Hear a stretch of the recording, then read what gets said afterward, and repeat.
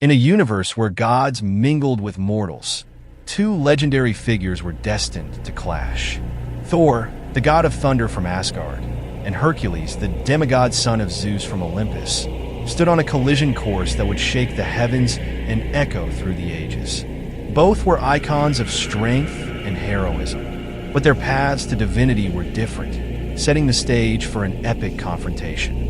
Thor, a stalwart protector of Midgard and embodiment of Asgardian pride, wielded Mjolnir, his mighty hammer. Known for his unparalleled strength and storm-summoning abilities, Thor had fought in countless battles across realms. His reputation as a hero was unmatched, his hammer a symbol of his power to level mountains and command the skies.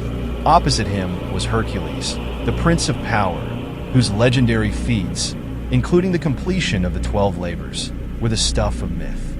Unlike Thor, Hercules' power came from his own will and strength, having earned his place among the gods through sheer determination. Born of Zeus and a mortal woman, he was a warrior whose heroism had inspired many. Though they had fought side by side many times, a twist of fate set them against each other.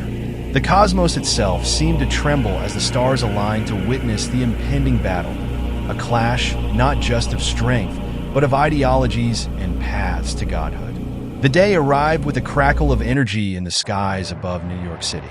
Thor descended from the clouds, responding to a mysterious summons from Asgard.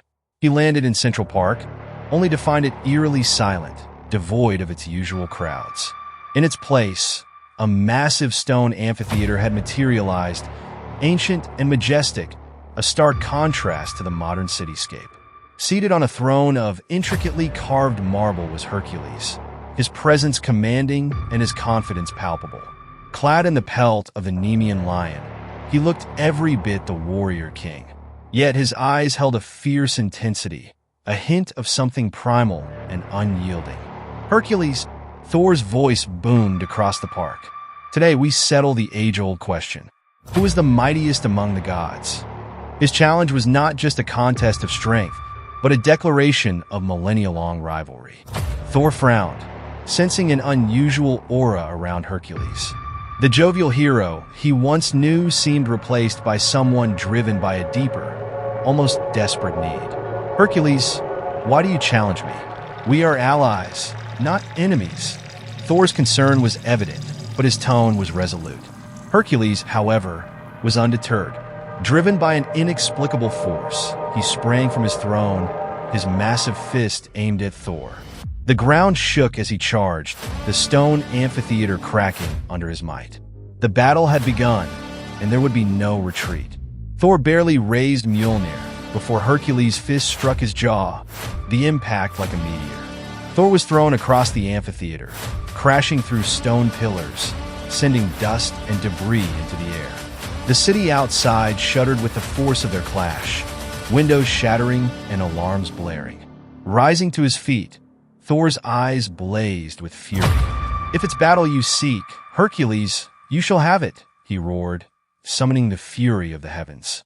Dark clouds gathered, and lightning danced across the sky, converging on Mjolnir. With a swing, Thor unleashed a torrent of lightning that struck Hercules, turning the ground beneath him to glass. Yet Hercules remained unbowed, his body bearing the attack with grim determination. With a roar that rivaled the thunder, he charged forward, his strength undiminished by the storm.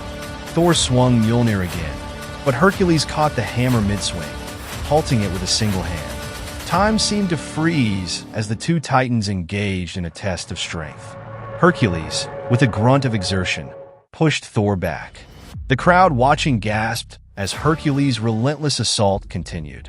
Every movement of the demigod was a testament to his immense strength. With a powerful swing, Hercules sent Thor crashing into the amphitheater's stone walls, causing further destruction.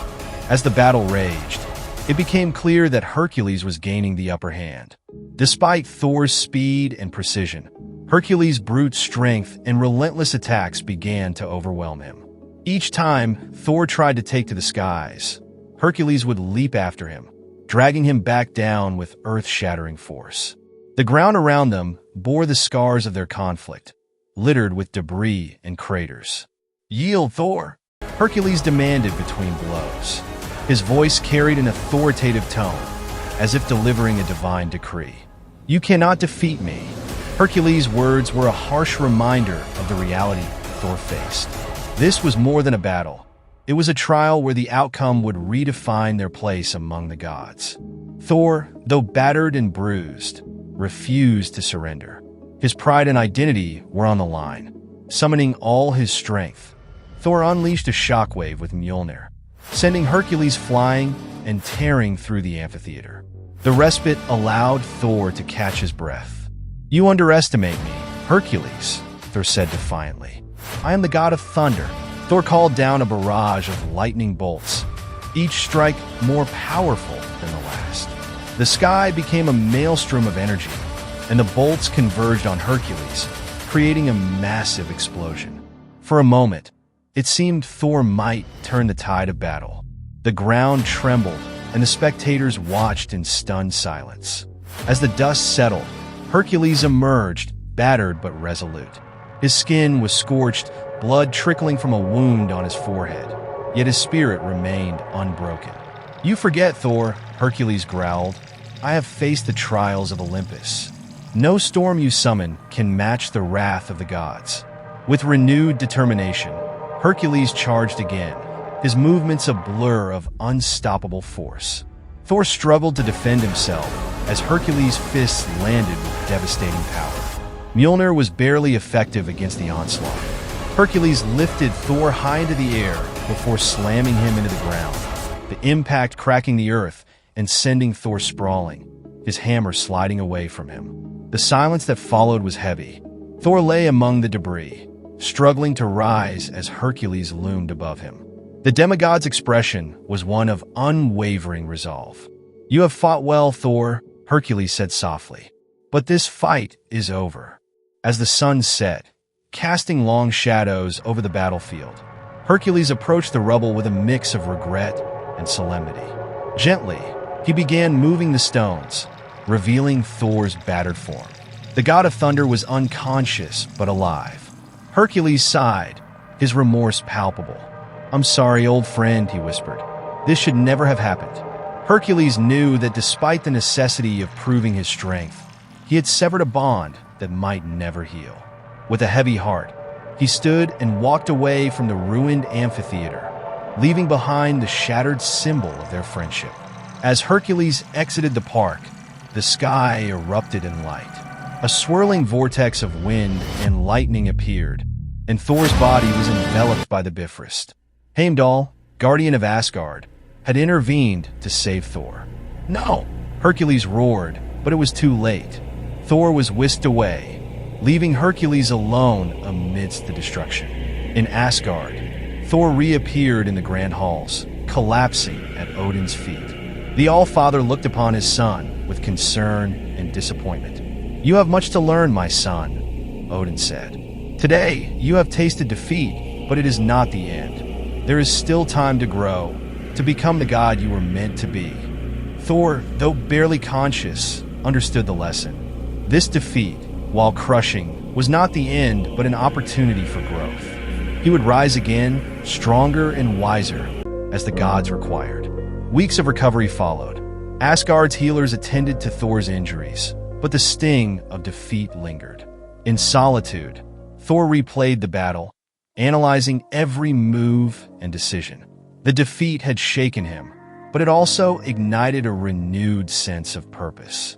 He would not let this loss define him.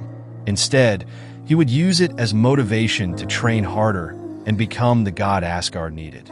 Thor understood that defeat was not shameful as long as it led to growth. He would rise, stronger and more resolute, for that was the way of the gods.